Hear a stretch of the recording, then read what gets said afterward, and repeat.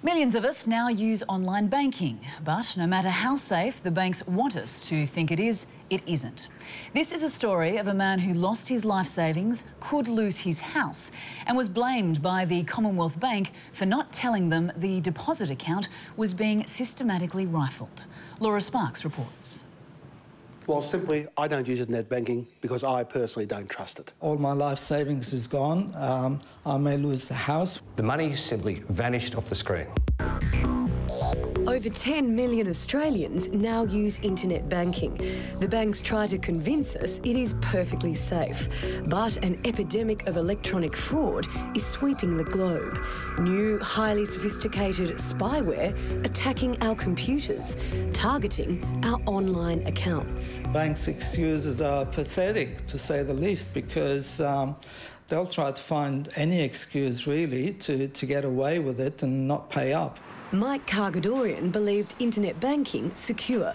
That was until he noticed a staggering $138,500 missing from his online Commonwealth Bank account. They offered to reimburse me $20,000 out of the $138,000 without accepting liability, mind you. For the reason of not having notified them early enough. Mike concedes that he didn't check his account transactions while continuing to use the account for several months. But he says that's no excuse. If the banks want us to do home banking or small business banking, then it's their responsibility to make it safe and secure, and they can do that. Costing our banks between $12 to $15 million in losses each month, internet fraud is hitting hard.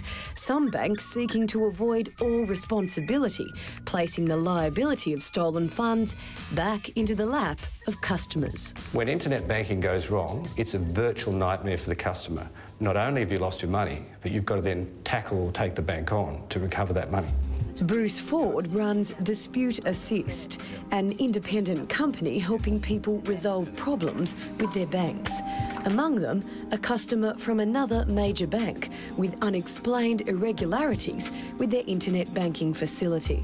For this customer, it's a virtual nightmare. Here we have their account. Moments later, $57,000 literally disappears off their screen before their very eyes. Moments later, the money's back in their account.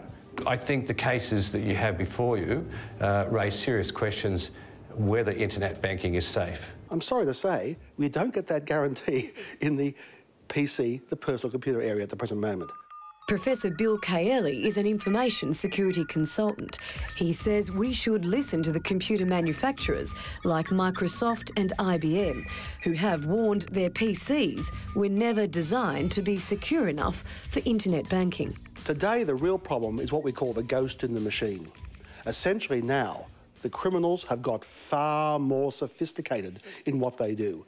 They literally take over your machine. Internet banking is booming. In 2003, 30 million transactions were made via the net.